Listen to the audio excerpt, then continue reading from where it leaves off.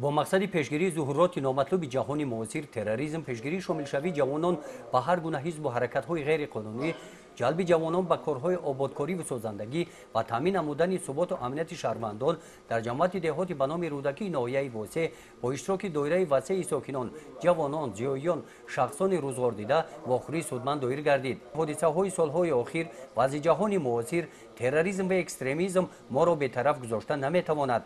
قید نمودند که تروریست وطن، دین، مذهب و ملت ندارد. مردم شریف تاجیکستان عاقبت‌های دهشتناک و ضربه‌های جانکاه جنگ را خوب در یاد دارند که از جانب دایره‌های معین و بدخواهان ملت تاجیک با مقصد به سر مردم ما تحمیل کردن مذهب و فرهنگ بیگانه و بنیاد دولت اسلامی آغاز شده، باعث به هلاکت رسیدن ده‌ها هزار نفر شهروندان مملکت و حصارات عظیم اقتصادی گردید. ظهورات تروریسم به ثبات و امنیت کره زمین خوف و خطر بی‌نهایت زیاد دارد. از تقدیر دولت‌های لیبیا، عراق، سوریه مثال‌ها آورده شدند. متاسفانه با گمراهی بعضی از جوانان، آنها در مناقشه‌های مسلحانه این کشورها جلب کرده شدند. از جماعت دهاتی به نام رودکی 10 نفر جوانان شامل این مناقشه‌ها به قید گرفته شدند. در این جماعت والدان این جوانان دعوت شده آنها از کردار فرزندان خود اظهار نگرانی و پشیمانی نمودند. در این جماعت تاکید کرده شد که امروز دولت و حکومت برای جوانان در سمت دسترسی به تحصیلات، تندرستی و درآمدی و سطح شایسته زندگی شرایط‌های مساعد فراهم آورده است. از چنین امکانیت‌ها جوانان باید استفاده نموده خودشناس و وطندوست باشند، در روحیه انسان‌پروری تربیت یافته، زیرک و هوشیار باشند. در دایره چهاربینی‌ها بخشیده به اعلام گردیدن سال 2018 همچون سال رشد سیاحی و هنرهای مردمی، روزهای فرهنگی ولایت مختار کوهستان بدخشان در ولایت ختلان آغاز گردید. با این مناسبت در میدان به نام اسماعیل سامانی شهر باختر زیر پرچم ملی ساکنان و اهل فرهنگ ولایت ختلان مهمانان را چون عنعنه نیک نیاگان با گل و گلدسته، سرود و رقص گرم و صمیمی استقبال گرفتند. یادآور باید شد که روزهای فرهنگی ولایت مختار کوهستان بدخشان در شهر و نواحی ولایت ختلان تا سنه 13 می سال روان ادامه یافته در ورزشگاه مرکزی شهر باختر با برنامه کلان تئاتری کننده شده جنبست خواهد گردید.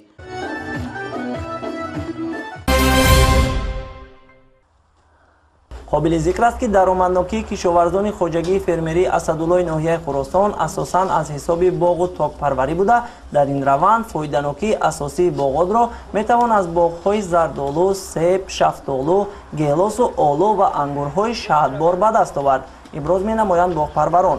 برای بلند گردیدن سطح درآمد و با مقصد اجرای دستور و سپارش‌های پرزیدنت مملکت محترم امامعلی رحمان، اهل زحمت برای تامین برنامه دولتی امنیت آذوقه‌باری، زیاد نمودن حجم استحصال محصولات کشاورزی و بلند گردیدن پتانسیل صادرات محصولات وطنی کوشش نموده به نتیجه‌های دلخواه نایل گردیده ایستادند.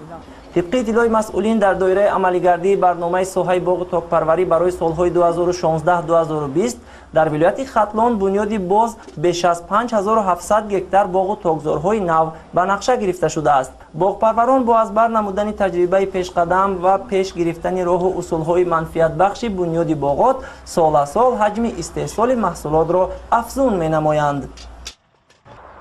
موافق اطلاع مسئولین میدان باغ و تاکزار خوجگی مذکور زیاده از 3000 هکتار را تشکیل می نماید که در آن نفران زیاد با جای کار تامین گردیده مرحله به مرحله با ثمرآور گردیدن قطعه های باغات خوجگی استحصال میوه‌جات گوناگون را زیاد می نمایند. محصول دسترنج باغپروران برابر بازارهای داخلی همچنین به خارج کشور نیز صادرات می گردد. این رادیوی صدای خوجند موج 150 در فضای شهر محبوب. ظاهر خالقов از روز اول تأسیسیابی رادیوی صدای خوجند در اینجا فعالیت میبرد. رادیوی صدای خوجند 31 دکبر سال 2011 طریق سنجشی روی موج برآمد. 7 می سال 2012 باشد رسما برنامه‌های این رادیو منظور شنوندگان گردید.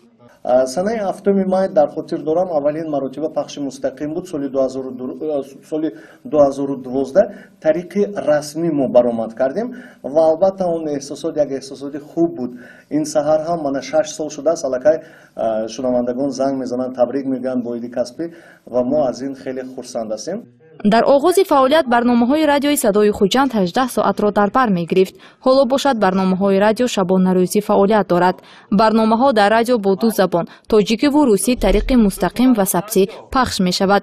фарогирии мавҷи радиои мазкур беш аз 14 шаҳру ноҳияҳои вилояти Суғдро дар бар мегирад. кормандони радио азм доранд ки дар фазои шаҳри маҳбуб беҳтарин барномаҳоро манзури шунавандагон гардонанд.